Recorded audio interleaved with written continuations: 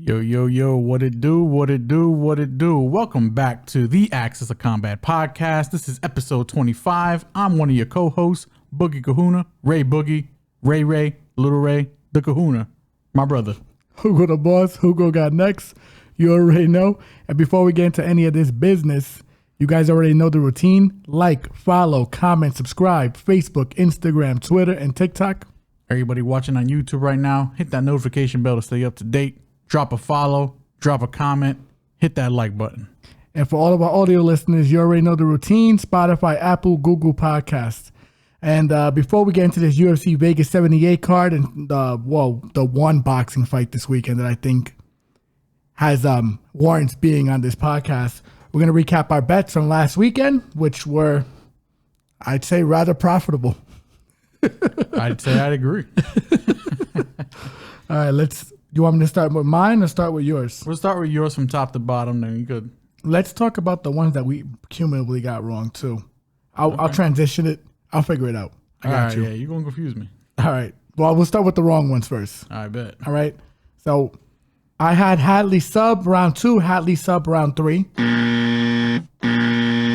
Not heavy units on that. That's how you play those big props, those plus 900, plus 1700. Lost, 0.4 of a unit. So I'm good.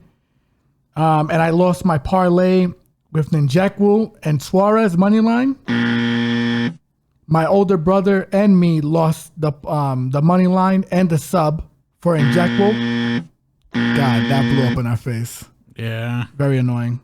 And my brother missed on a Bahamundes sub, as well as the parlay for Lopez and Bahamundes money line. Fuck those guys. That's all good. I'd make that Nchukwi bet again. The more I think about it, I'm like, it is what it is. But now let's talk about our wins. Judge us by our losses because we have so few. Especially last week. Now, we had Lopez's money line. My brother had Amabayev sub decision. We both had Suarez inside the distance. We both had Suarez's sub. I had Sandhagen Font over 3.5 rounds. I had Suarez sub round 2 at plus 650. Juice. Payday. And to top it off, we had Serrano via decision. We had Paul and Diaz over 6.5 rounds. And we had Paul via decision. All for a total of my brother being up 2.67 units in total. And me being up 3.13 units in total. Payday. You want payday? It was a good night. It was a good last weekend. I'd say a solid outing. Yeah. Not bad. Not our best weekend, but definitely a good one. I mean, hey, man, whenever we're winning, it's our best. It's our best, yeah. That's very true. Got to take them. Well, listen, Nchukwi would have put us up like, how many units? He got drugged by fucking old man Jacoby. With a jab from hell. That's a straight right, bro. Crazy. Oh, my goodness. But it is what it is, guys. On to the next one. I will warn you guys, me personally, I don't know how many bets I'm going to make in this card, because I think this UFC Vegas card does warrant some caution. And definitely we're going to be watching out for your bankrolls this week. We're definitely going to help you manage it, get through this week, and then have some more for the following weeks. But try to make some quality bets this week. In the meantime, we're going to find value, and we're going to make sure we can get you something for sure. So pretty much the same thing we do every week, we're going to do for you this week. No, but this card is crazy. I mean, yeah, it's a little crazy. It's a little crazy. I wouldn't say it's crazy. It's just a little, it's definitely spicy. A little mid. Little mid. It's a mid card. Mid and spicy because there's a lot of spots, but we'll get into it. Let's kick it off, my brother. All right. First fight we got here, kicking off the prelim card for UFC Vegas 78. We got Juliana Killer Miller going one-on-one with the debuting Luana Santos. Juana Miller, 3-2. I said Juana? Yeah. And Juliana. Yeah, you're mixing words, dude. You were like me on the intro before we cut Luana. everything out. They're not supposed to know about that. I don't care. It's great. 27 years old, Juliana Miller going against Luana Santos, debuting. She's 5-1, hailing from Brazil, fighting out Brazil. 30, you hear me? 23 years old. I think Luana Santos is pretty solid. She's got a nice, little 1-2. Big puncher. Decent grappling. I'm going Killer Miller here. I don't know. It's like, listen, I know she got waxed by Veronica Hardy last fight. I'm going to say that we kind of I think there's a little disrespect going around for Veronica Hardy. I think she's better than people were giving her credit for. Juliana is green though. A little more green than I'd like to admit, but she got that dog. And Luana Santos, all I need is a shot. I need her to give up that back at least once. And I think Juliana Miller locking the sub. I like Juliana Miller here. What about you? Yeah. Then I was sick. I'm gonna agree with you. I think she's a live dog.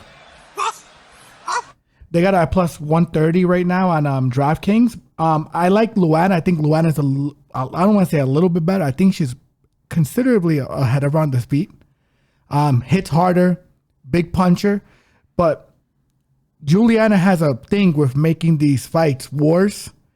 Even in her loss against Veronica Hardy / Macedo, formerly known as Macedo, she put Macedo in some bad spots, like very bad spots. And Macedo had to be a very seasoned vet, even though she's younger than Juliana, which is crazy. And worked to get out of those positions with the arm bars and the sweeps and this and that, but she did a great job. The problem with Luana that I have, and me and you both noticed on tape yesterday, she gives up her back a lot when she goes for tosses. She has a big judo background, but that doesn't work well in MMA, especially when you're going for those head and arm throws. And when you have someone like Juliana Miller on top of you, I could see a lot of bad things happening, especially Yeah, she's very active on top and bottom. Yeah, she's filthy. I think she's the better jiu-jitsu practitioner, where Luana is the better position over submission grappler. She knows how to win minutes. But I don't think you can do that with Julie. I think Julie's live. I would love to see Julie sub-prop because I think that's the only way she's going to win this fight. I don't even think she's going to win on minutes. I like Juliana as a live dog in this fight. Don't know if I'm going to bet it, but overall, very low-level fight. But, All right, next fight we got here in the bantamweight division, we have Damon the Monster Blackshear going one-on-one with Jose Lobo Solidario Johnson.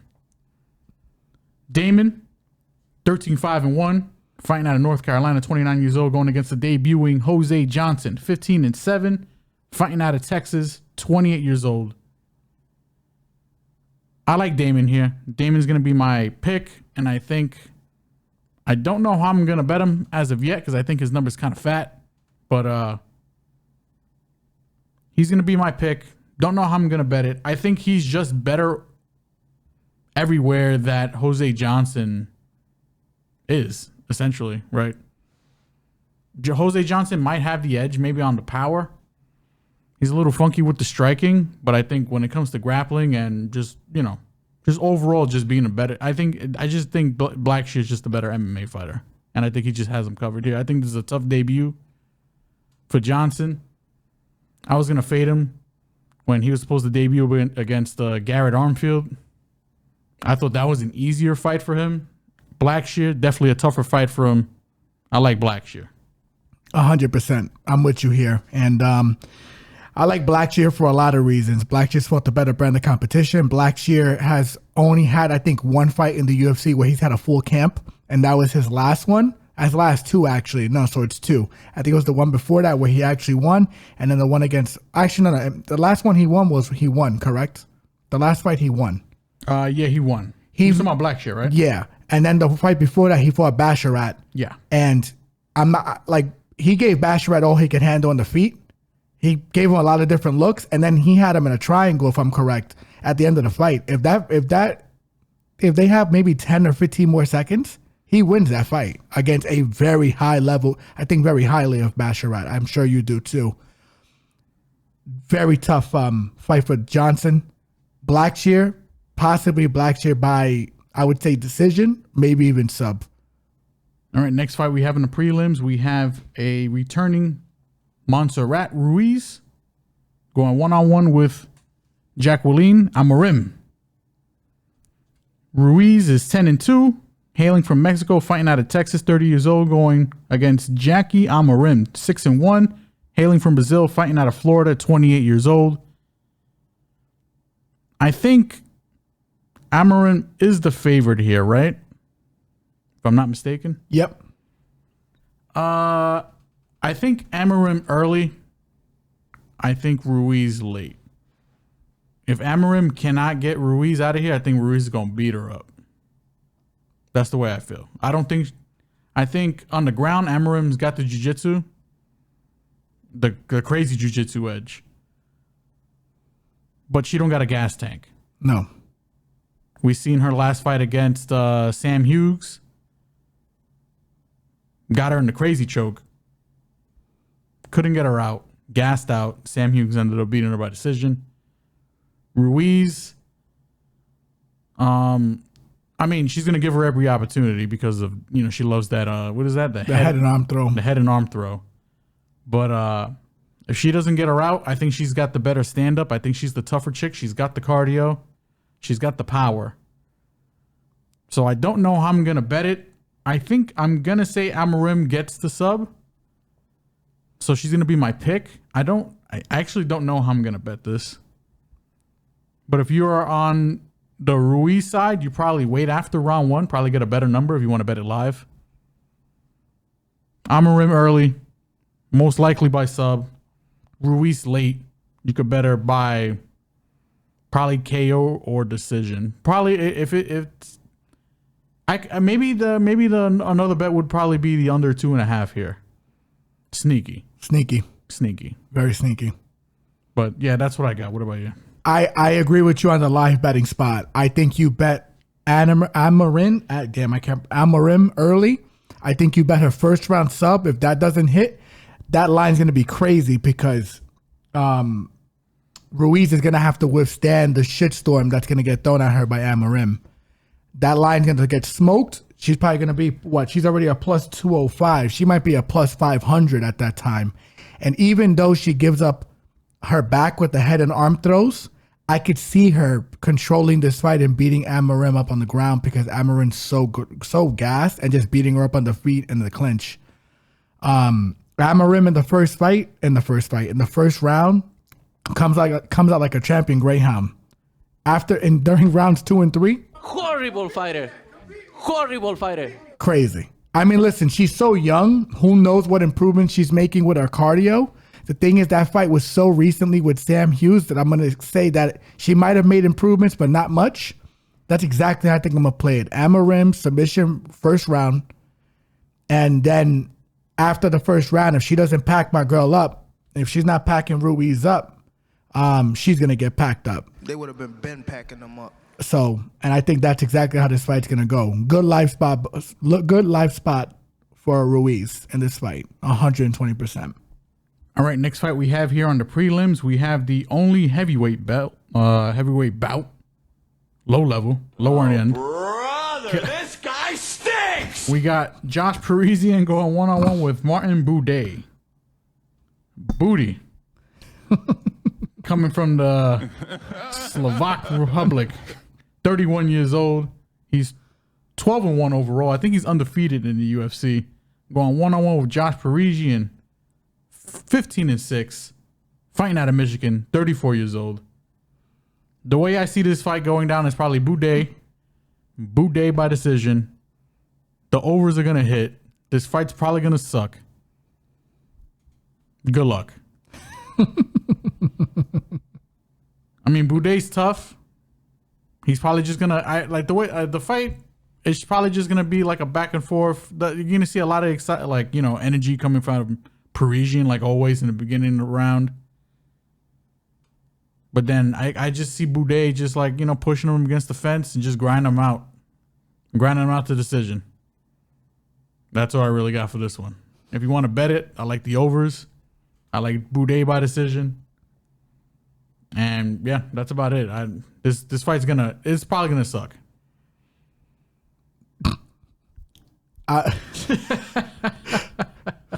wouldn't even say it's gonna suck. I would just say that I know it's gonna suck. I mean, Word for word, bar for bar. Like, I mean, listen, man. Someone could get clapped here, or it is heavyweight. It is heavyweight, but it's so low level that it's like, I'm just glad that they didn't force this shit on the main card. That they usually try to force heavyweight fights on the main card for whatever reason, as low level as they are. I'm glad this shit is not sniffing it. This shit's on the bottom of the prelims. Probably shouldn't be in front of the first two fights that's in front of, but maybe. Yeah, maybe. Yeah. I don't want to say bathroom break, but if you want to go make some nachos or heat up some popcorn, walk your dog, or get takeout, Chinese takeout. Make love to your spouse. You got time. You got about 15 minutes. Yeah. More than enough time in my, personal experience. So I got a lot of shit done in 15 minutes. Yeah. I will say exactly. I agree with everything you said. And I think we could move on from this fight.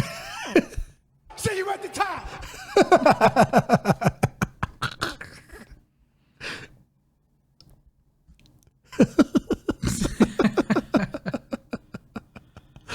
Yeah, this fight's gonna suck. Yeah.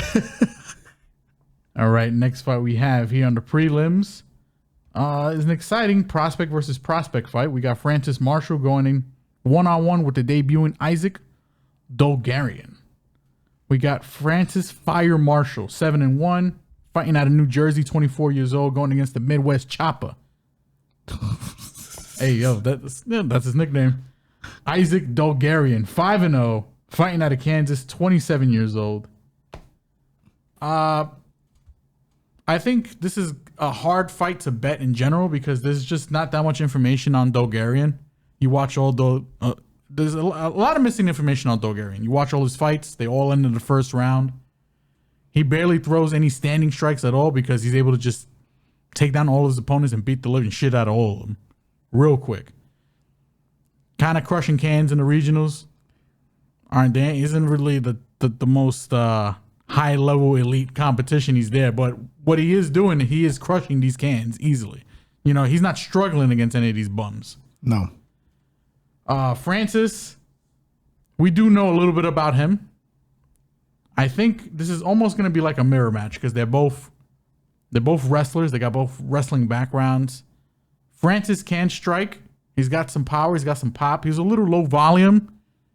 I think his last fight, against Gomez. I think you're right.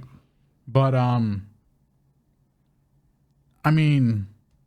things I can guess about Dulgarian here. I don't think he's going to gas. He looks real slick.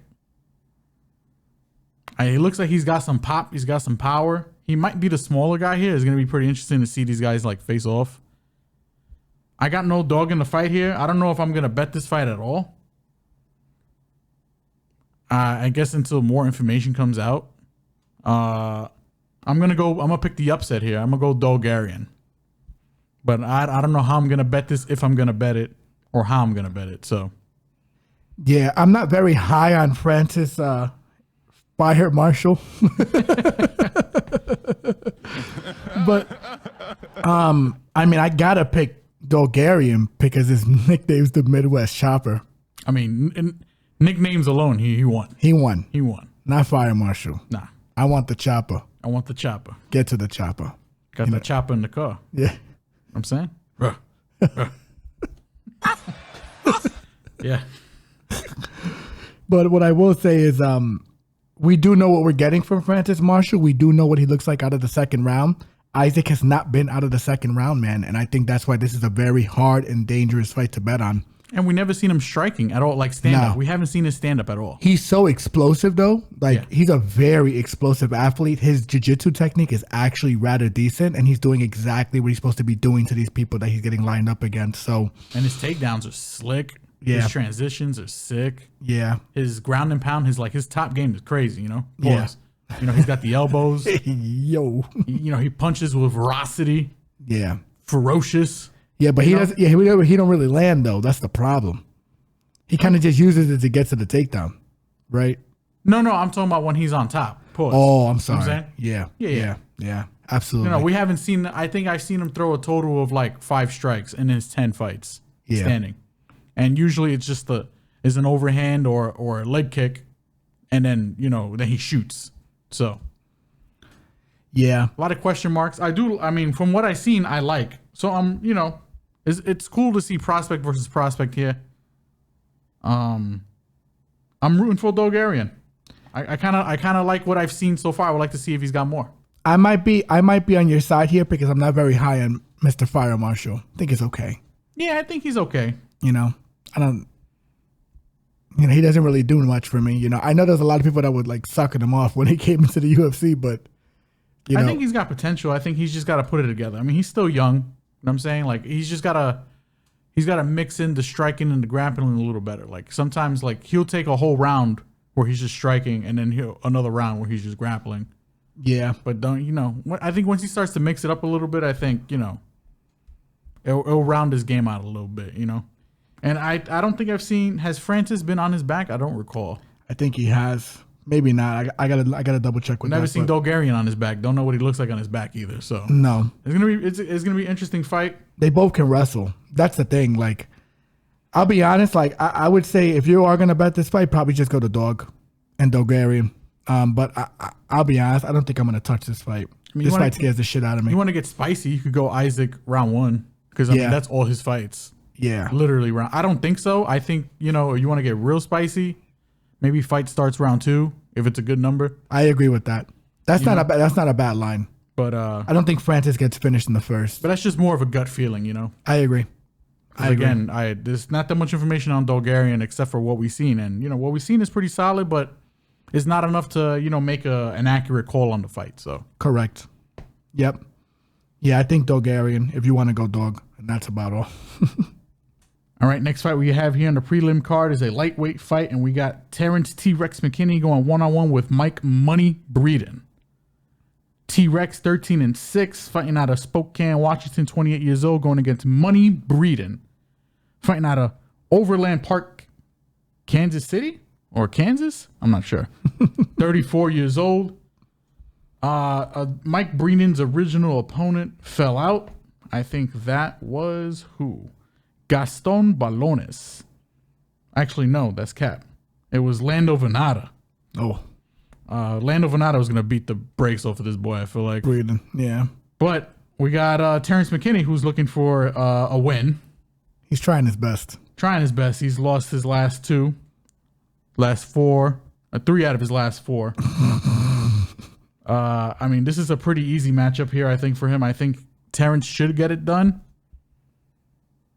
Not that Breeden is like completely trash, but I mean, the game plan is out on T-Rex as well. I mean, if you just survive the first 5 minutes, you can probably beat him. The problem is you got to survive the first 5 minutes in. Breeden, like his chest is like a wet paper bag. Yeah. His head is like styrofoam. Yeah. Can't take a punch. I think T-Rex folds him first round. Yeah. But if you like Breeden, just wait. Just live bet him live round 2 if it gets there. No question. He'll be live in the second, third round. 100%. So yeah, you know what? Even the last fight too, the Dulgarian fight, if you see Dulgarian looking like bad on the stool after he blitzes Fire Marshal, because I think he's going to try and implement his game. Mm-hmm. If he's taking a lot of deep breaths, man, put some money on Fire Marshal. I got a sneaky suspicion he won't gas though. Yeah.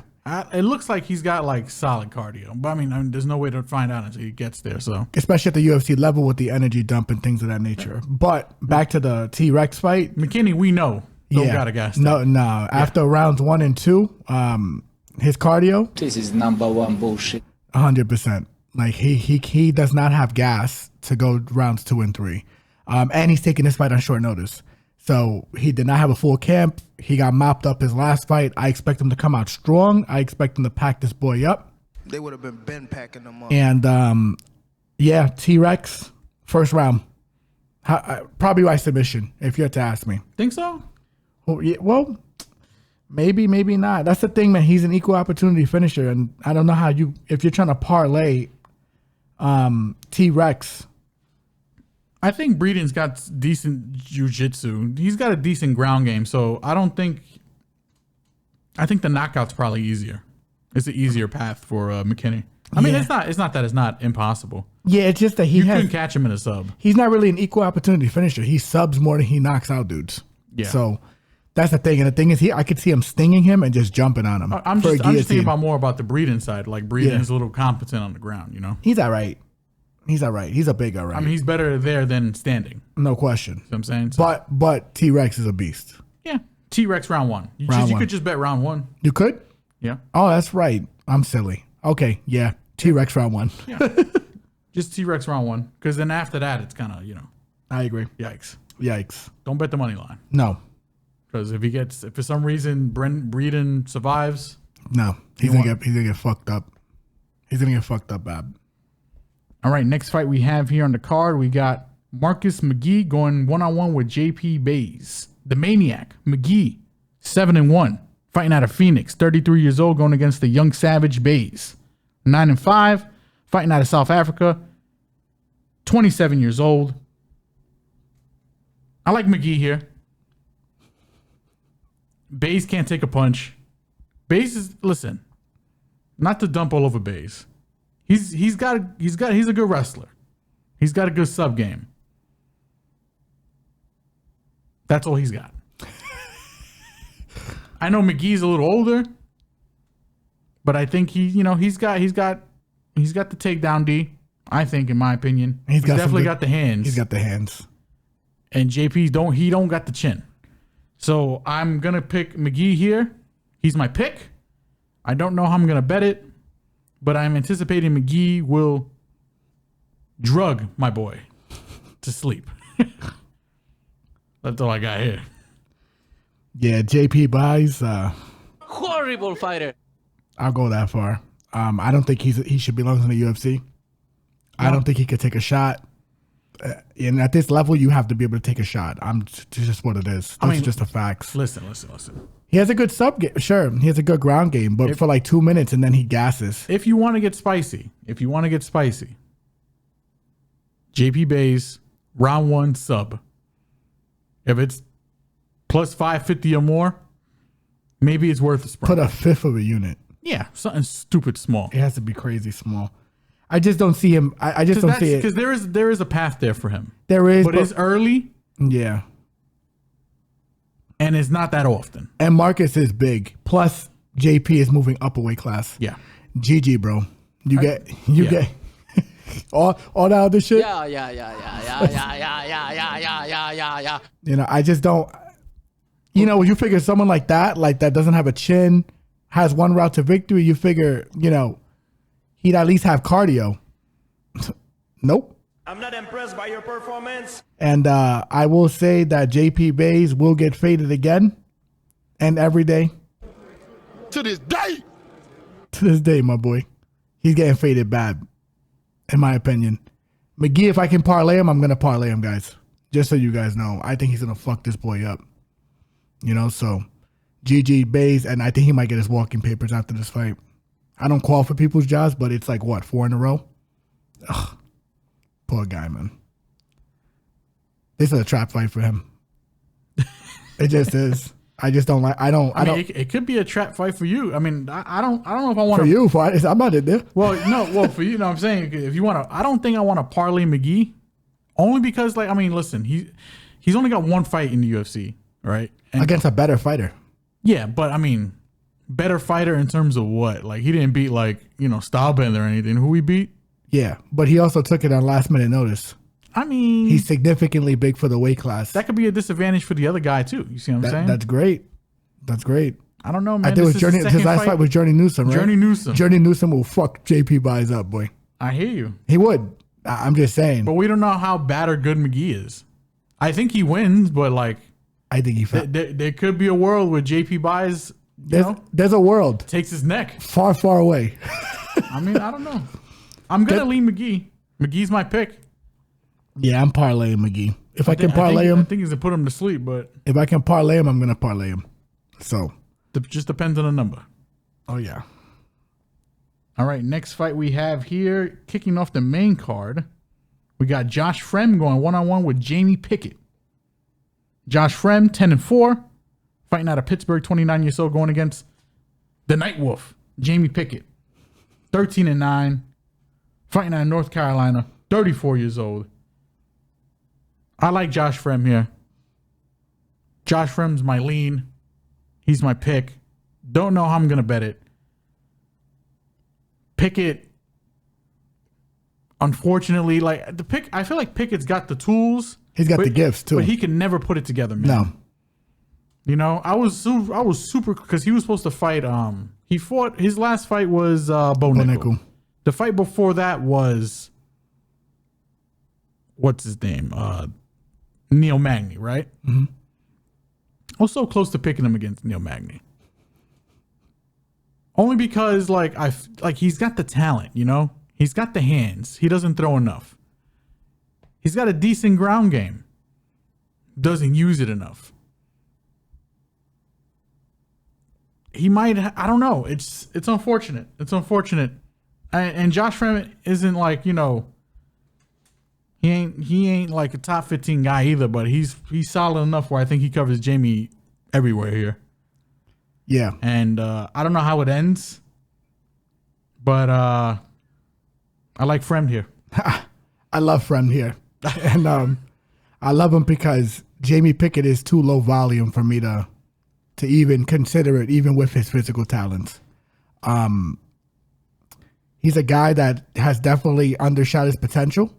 I wish him well, man. I don't like to talk about guys like this, but the reality is in the facts, right? And the facts are what's being presented to us. So Fremd, and I'm definitely not picking against Fremd again after he faded my boy Drew Dober like that. I did not. That was his coming out party. Was it Drew Dober? I think he knocked out Drew Dober, right? I'm pretty sure he knocked out Drew. No, he didn't fight Drew Dober at all. I think you're conflating him and Matt Frivola. Oh my God! Sorry, Frivola. Sorry, Fremd. Nah. This is the guy who got choked out by Tresean Gore. Damn, I might stay away from this fight. He also lost to Anthony Hernandez, unanimous decision. His last win was against Cedric Dumas. Yeah. About that. But that's right. You know what? This fight, I still think he beats him because he has the physical talents. The only problem with Fremd, and I remember, I'm sorry, ladies and gentlemen, I confused two people. But the last name is starts with an F. Fremd Frivola, yeah. Yeah, Fremd. You potato. But Fremd, the only thing that scares me about Fremd is his chin. The only problem is that Jamie does not throw enough, in my opinion, for me to back off. Jamie could clip him though. He could definitely clip him, but what, with one punch every 2 rounds? Yeah. He doesn't throw enough, and then he just does not impose his will in these fights. Like, I feel like he's in there to collect sometimes, and I feel like he's in there and he just turns his brain off in terms of what he's physically able to do against these guys. So, but Josh Fremd is, I think 2 of those losses, if I'm correct, he took those fights on short notice, or at least one of them he did. I'm not too sure. So I can't be too hard on the guy, and he's fought nothing but decent fighters outside of Dumas, which he did what he was supposed to do to Dumas. Yeah, he folded that boy. And I think he's going to do what he has to do against Jamie Pickett this weekend. So Fremd is definitely the lean. Don't know how I'm going to bet it yet. All right, next fight we have here on the main card, we have Tafon Nchukwi going one-on-one with AJ Dobson. The Don, Tafon, 6-3, fighting out of Cameroon, 28 years old, going against AJ Dobson, fighting out of Ohio, 31 years old. This fight is going to be I think this is going to be a good fight. This is probably one of the harder fights I had. I'm still going kind of back and forth with it. I like Tafon. I think he might be the stronger of the 2 guys. He's the smaller of the 2 guys, but he's more muscular. I like his output. I like that he walks forward. AJ, taller, quicker hands. If I had to pick who's gonna wrestle more here, I think that's a toss-up. I'm gonna lean AJ. I agree. This might be just dog or pass. I think it's going to be a good fight. I think I'm going to pick... I don't know who I'm going to pick to win this fight, actually. I can see why Tafon is he's the favorite. But I think AJ's live here. I think AJ's live. I mean, he's a little low volume. That kind of scares me a little bit. But I think he's going to make up for it with his quicker hands. Tafon is smaller. I know his last fight, he struggled against Petrosian because he was bigger. He don't really have to worry about the wrestling too much like he did against Malkoon. I think this is a solid fight for Dobson. I think Dobson, if he could just put it together, I think he could win this fight. Yeah, I'm gonna go dog here. I think I'm gonna go Dobson. Which means, I mean, if I'm gonna go dog, I probably should bet it. I'm gonna think about this one. Yeah, I think I might end up with a small shot on AJ here, if he's still dog. You know, I like everything you said, and the one thing that you did leave out that I will tally on here is that Tafon is a little chinny. A little bit, yeah. He can't take a big shot, and Dobson's hand speed mixed with his size can probably be a lot of trouble for this guy in this fight. I think Dobson is the better all around fighter. I don't know if I'm gonna bet this fight, but I probably will bet the violence in this fight, even though Dobson has never been finished. But the thing is, Dobson's never been in there with a hitter like Tafon either. Tafon goes to the body well, knows how to find your chin. He can crack. And Dobson's there sometimes to get hit. I like Dobson, though, here as a dog shot. This is definitely a dog or pass fight. I think I'm definitely liking the violence in this fight. I think someone's going to get knocked out. So those are my leans. Don't know if I'm going to bet it yet. Once again, ladies and gentlemen, tough card to bet. I'm sorry. Like it is. There's a lot of low level names here, but there's a lot of decently matched fights on this card, which is what makes this card so interesting. However, decently matched fights with low level names who are still kind of in a prove it situation, it's very dangerous to bet it, in my opinion. So we got to be very careful here, and I don't want to give you guys any information that I'm not going to commit to. I'm sure as well as my brother here. So always. So yeah. Lean is Dobson, violence is the lean. Don't know if I'm going to bet it. All right, next fight we have on here on the main card. I think this is the featured bout. No, it's not. Close. It's close. We have Polyana Viana going one-on-one with Iasmin Lucindo. Viana, 13-5, fighting out of Brazil, 31 years old. Lucindo, 14-5, also fighting out of Brazil, 21 years old. I think this fight is going to be good. I think this fight shouldn't be as wide as it is. I think Lucindo should be the favorite. I don't think she should be that big of a favorite. I do think Lucindo is probably going to win the minutes, or she's going to be the minute winner. Polyana is more of a moment winner. She's kill or be killed. I'm low-key liking the dog spot here too. A little bit. Because I think Viana's hands are very overlooked. They're a little underrated. I think agree. She's got solid hands. Lucindo should have the edge there, and then on the ground, we really haven't seen Lucindo in the UFC on the ground yet. She does have losses previously. A lot of them are sub. Polyana, sub specialist. She's, won multiple black belt jiu-jitsu tournaments or whatever, down there in Brazil. She's solid on the ground. Solid's understating it. I think I'm going to pick Lucindo to win, but I think this is dog or pass. And I might be looking at Viana here for another bet here. I agree with everything you said. You hear this card and you hear this fight initially and you're like, oh, Lucindo, without a doubt. But then you really break down the tape for Viana and you realize like how underrated and how overlooked she is on the feet. She was giving Tabitha Ricci all she could handle. The only reason Tabitha won that fight was through the wrestling. Yep. And I could kind of see that happening here too, where Lucindo's going to have to resort to some grappling and some control time against the fence. But Viana will jump guard on you. 100%. And if she gets you to the floor and you're in her guard, I could see her subbing this girl. However, Viana, despite everything she's done, and she rolls really well with her punches now, she's done a lot of things defensively to shore up her striking, but she still does hang with her chin up a little bit too much for my liking.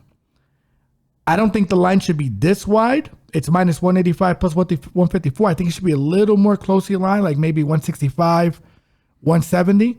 But I understand why Vegas has Lucindo as a pretty, almost a 2-1 favorite in this fight. Well, I also think Lucindo's getting smashed too, to be honest. Yeah. I think the money is coming in on Lucindo. Actually, no, that's cap. Because she was minus 210 earlier. So money's coming in on Viana. Oh, okay. Yeah, so I think the line opened up closer though, right? That was your point. The line opened up closer for sure. Yeah, so she got smashed and then now the line's stabilizing a little bit. Yeah. Right. So, yeah, I like Lucindo as the lean, but I got to think about if I'm going to put money on Polyana. She's a dog, that girl, man. She comes to fight. She moves forward. She throws good strikes. And I could see her wrapping up a guillotine on a takedown. I could see her throwing up an armbar. She can sub absolutely everybody in this division off of her back. She is filthy on her back. So good test for Lucindo. Very good test. Yeah, Lucindo's the lean. Polyana might be the bet. All right, now we got the featured bout. We got Khalil Roundtree going one-on-one with Chris Daukaus. Khalil, 11-5, fighting out of Vegas, 33 years old. Chris Daukaus, fighting out of Philly, 33 years old, 12-6 overall. Depending on which version of Khalil Roundtree shows up, this fight could get really interesting. I don't know. Khalil's line moved down too from minus 210 to minus 180. I like that a lot, actually. I think this is one of these fights where we need to pay attention throughout the week, see how he is in the media, like how he's talking, where his mindset's at, That's Khalil for your ass. Because if Bangkok Khalil come through, oh man, you know what I'm saying Thailand Khalil, yeah, I think he could put the hurts on Chris Daukaus.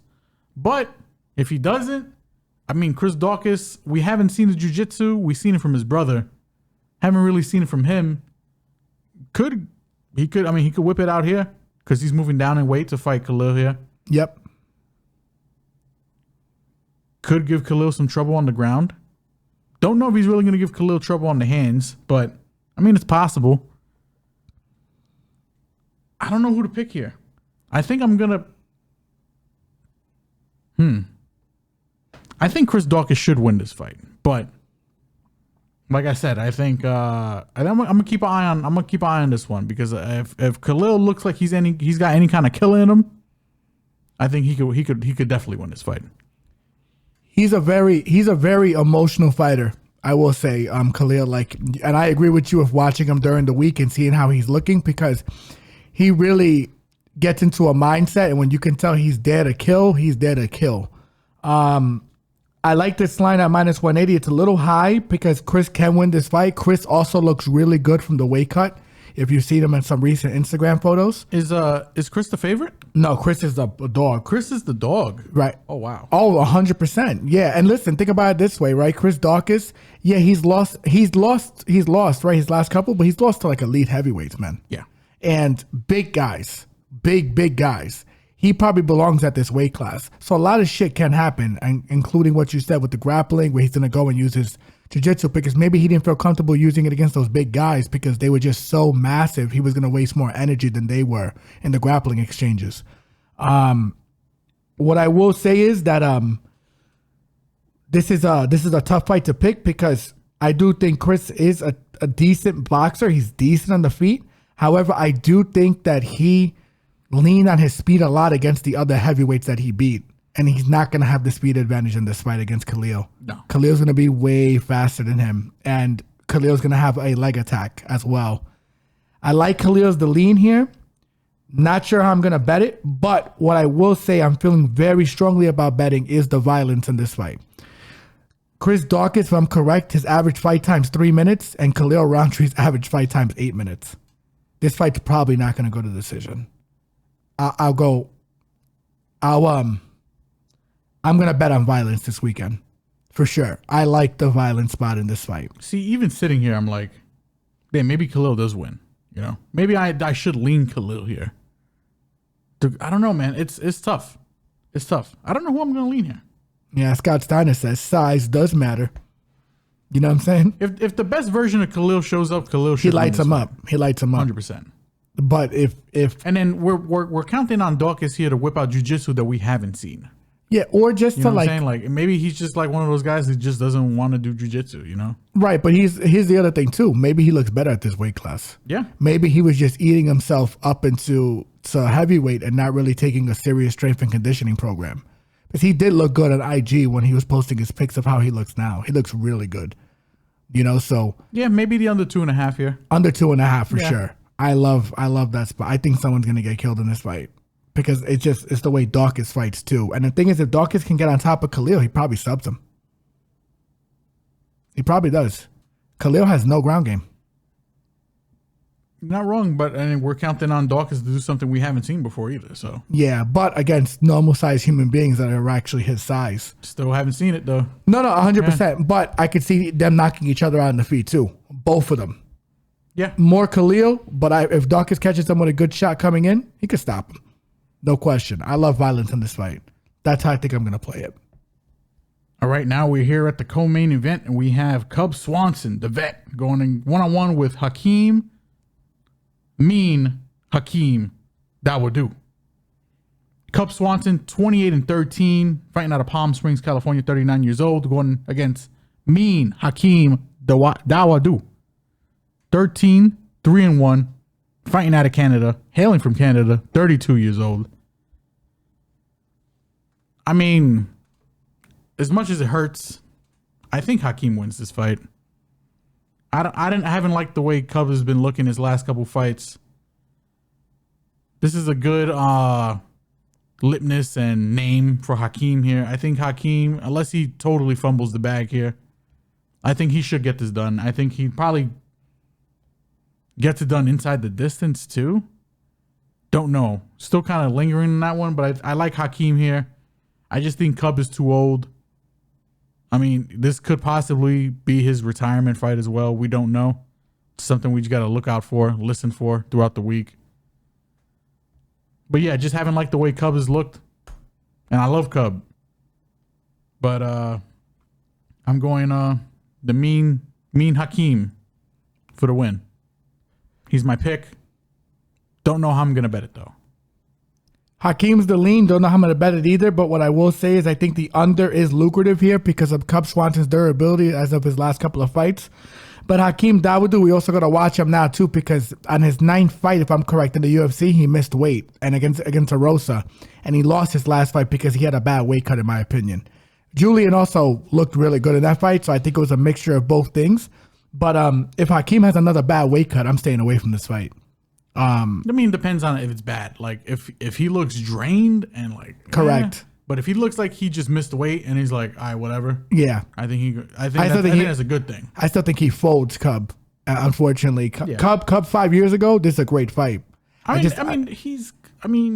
a chance Cub could catch him. Could have a resurgence too. But that's what I'm saying. That will do slightly chinny. I agree. Slightly chinny. And that's why if he has a bad weight cut or if he even misses weight and he looks bad missing weight, then I'm staying away from this fight. Yeah. If he looks bad, then yeah, probably. Then I like the under. I like the under because of both of their dynamic. They're both dynamic. Yeah, Hakeem has a legit kickboxing background, and Cub is super creative. I like the under look on this side too. Yeah. Yep. So that's where I'm at with it, but don't know how I'm gonna bet it.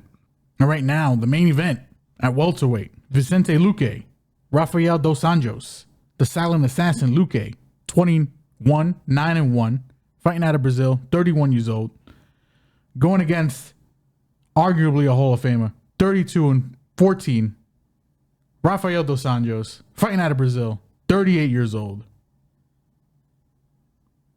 I don't know who's going to win this fight. Logic says lean the younger guy.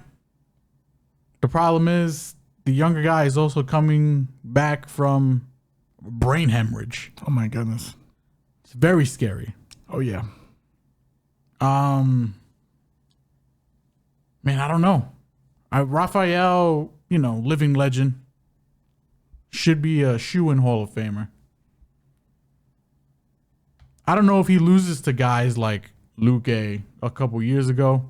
Maybe he still doesn't lose to guys like Luque now. Luque is very good. And this is the kind of fight that this is the kind of style fight that Luque kind of thrives in a little bit, Like he's not gonna have to worry about a guy like, trying to run away from him. Like Bilal. It's tough. I think I'm gonna slightly lean Rafael, only because that brain bleed thing scares me. Absolutely. I don't know how I'm gonna bet this fight. It's possible to take a dog shot on Luque here. Yeah. Maybe. In all of his fights, he's never closed as a dog. So this is the first time he might close as a dog? Yeah. That's wild. How insane is that? I think that alone is probably just worth a little sprinkle, maybe. I agree. But I mean, it's tough to pick. You think he's gonna beat Rafael?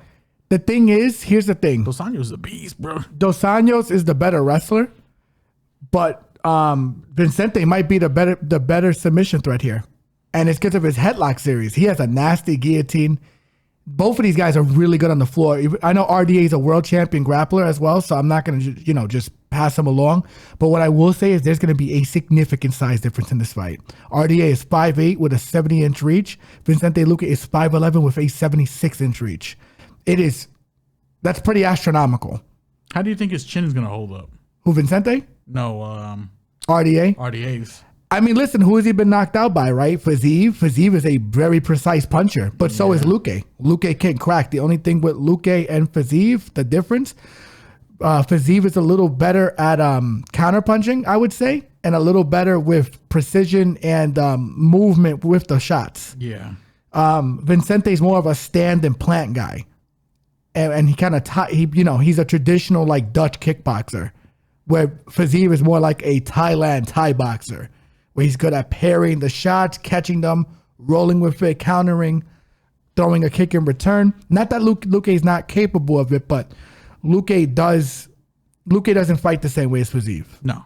But if he catches RDA with that size difference, he could probably stop him. The good thing is, too, I do like some of the overs in this fight, though. And here's why.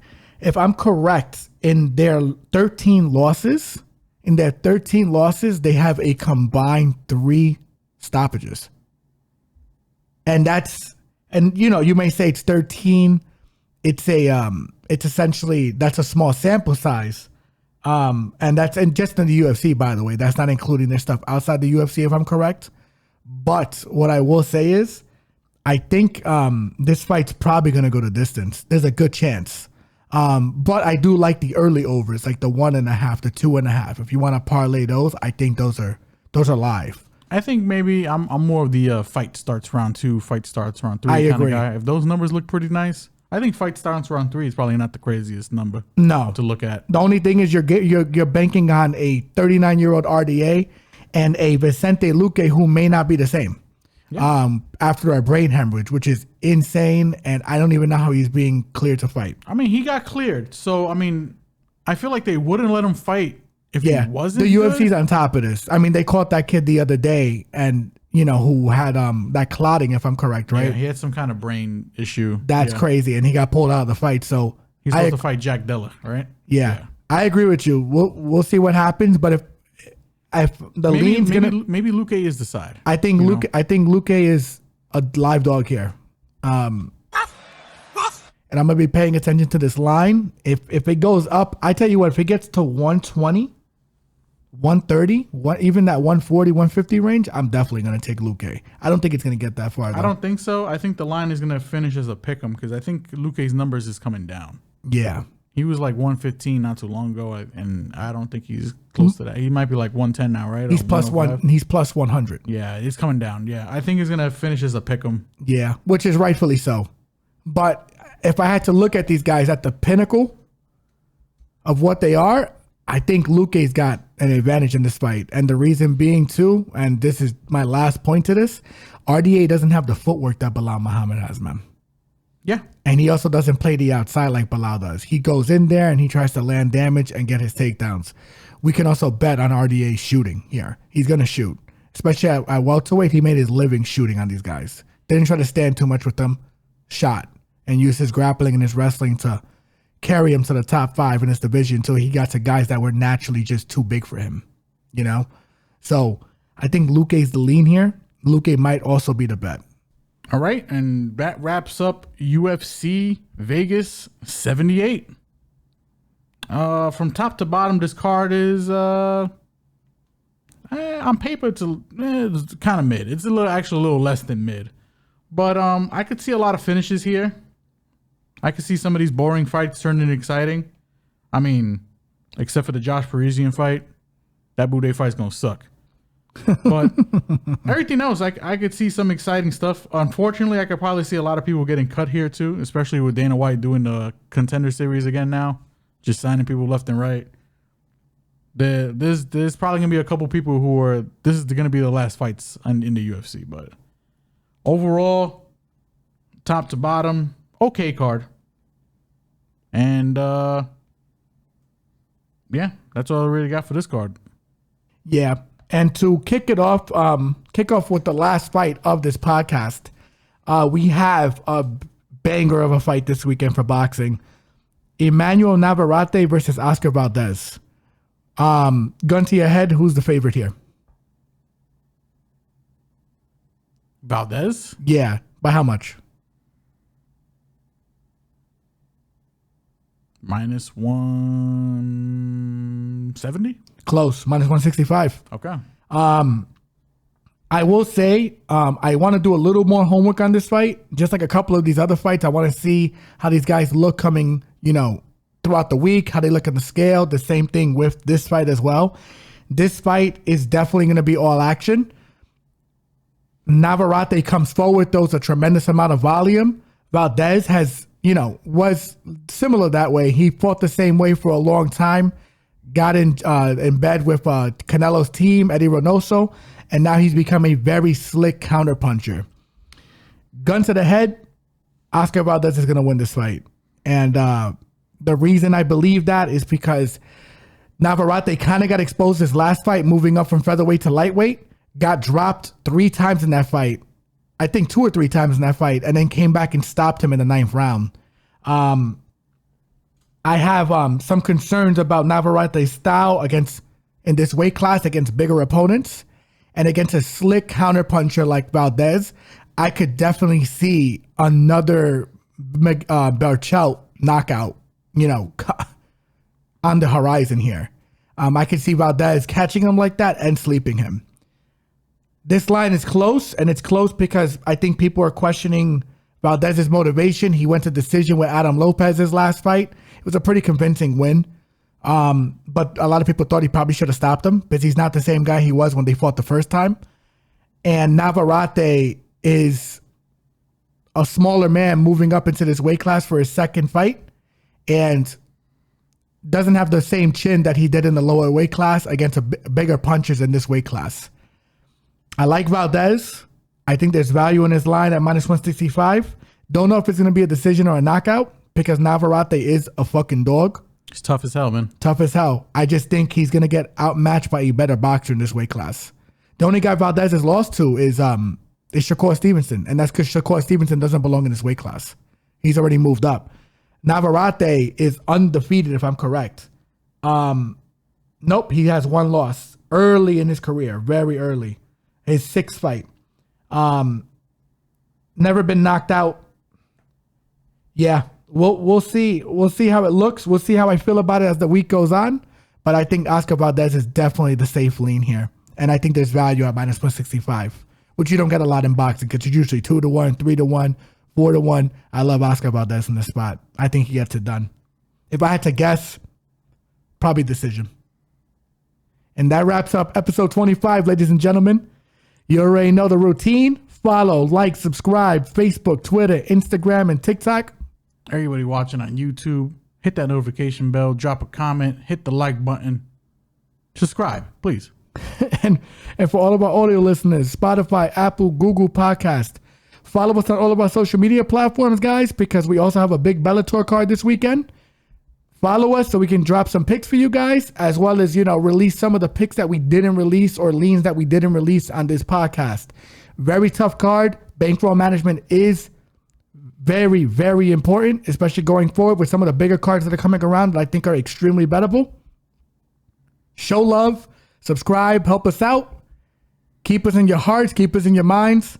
Follow us on them platforms. We're going to drop some picks for you guys to make some money this weekend, as we've been doing for the last 25 weeks. Well, most of them anyway. Can't say we're all the time winners, but judge us by our losses because we have so few. We win a lot, man. We win a lot. So, love you guys. Holla at ya. Episode 25 in the books. See you next week.